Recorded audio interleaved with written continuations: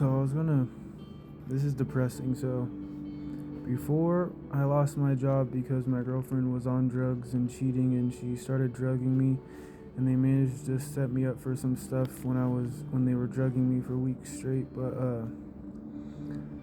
within 2 years of working, less than 2 years of working, about a year and like 8 months ish, minus breaking my ankle as well, so I was out for 3 months. Around a year and 6 months of solid working. We'll just say a year and 8 months. Anyways, I had zero credit when I started working, and I went to Banner Bank and they helped me get a secured card. And then I started paying for all my gas to do DoorDash on my secured card, and then I applied for this credit card, which was my actual first credit card I ever got. And then it had $2,000 on it. And I just got it just because I never really purchased anything on it. I might have used it a couple times for gas and then instantly paid it off. I just used it as my secured card. You know, it's just to build credit and maybe in case of an emergency as well. And then, can't remember exactly. This might have been my second card. It's the discovered card. This isn't active anymore, but it's shut off. All these are shut off now. But this one had 1,000 on it, so these ones were $3,000 for an emergency situation. Or I don't know, I was just building credit. I didn't know. I thought it was interesting. I did not use these. I did not waste money on them. Any money that was spent got instantly paid off within 1 week. Like, this was my gas card at one point. I would pay it off after I stopped using my secured card. I would put all my gas on this for door dashing, and it would be like $200 in a week. And then I would pay it off after a week. And I did that every week. I never let it build up past like $200. It would always be paid off after a week. And then I got this one, which is a Chase Disney card. And I picked this picture. I also picked this one because it looks like the, I don't know, VS tape from like Star-Lord or something. And it's just like, it was one of the cooler ones. But this one had 2,600. So this one had 2,600, so 4,600, and this one had 1,000, so 5,600. And then I just also applied for this one, and they gave it to me, another Capital One card.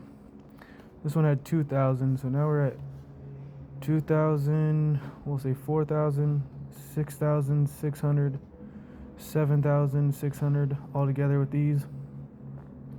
So I had $7,000 in case of an emergency that I was building up. I probably would have applied for more by now and asked them to raise up the balance if I still had my job, if I never was drugged by this group of people that my girlfriend got involved with. But when I went to jail for the first time in my life for like 3 months. When I got out, this one, actually, I had already asked them to increase the balance. And they increased the balance on this one to 3,500. So we had 3,500, 4,500 all together. And then we'll do this one because it's easier. 4,500, 6,500, 8,500 plus 600. So we were at I had $9,000 at my best, I believe. I think, unless I'm doing the math wrong somewhere here. 5,500. I think we're at $9,000. So I had $9,000 on here that I would have never wasted, but an emergency situation happened. I probably would be dead if not for these. Although it all went into the trash can anyways because I used it to buy a car, and then the transmission failed after a year. And then I didn't have a job to replace the transmission, so I had to give it to my sister, and she's not going to give it back. She's a scam artist. Even if I had money to pay for what she paid for the car, she probably won't give it back to me. She's known for this type of behavior, but these are all trash. These are all shut off. All that money had to be wasted in an emergency of losing my job and being drugged and not being able to do my job. It's the only job I ever held in my whole life. And yeah, I lost all of this stuff for a case of a real emergency. Not an emergency because your girlfriend cheats and gets involved with gang members and they drug you. That's the dumbest emergency I've ever heard in my life. Or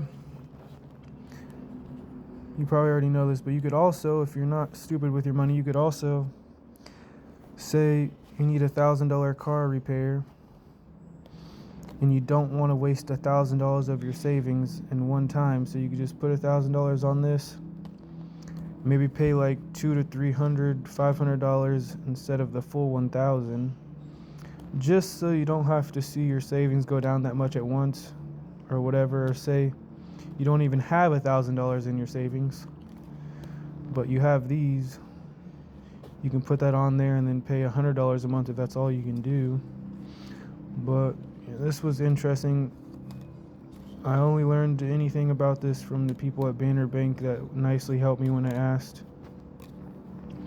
And then I had to learn everything else myself, but it was confusing if you've never had anything like that. These are not free money. This is only money that you would have spent anyways.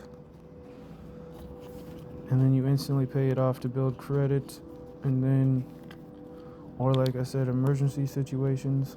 Which you probably already know this, but at one point I didn't have any idea how any of this worked, but it's pretty depressing.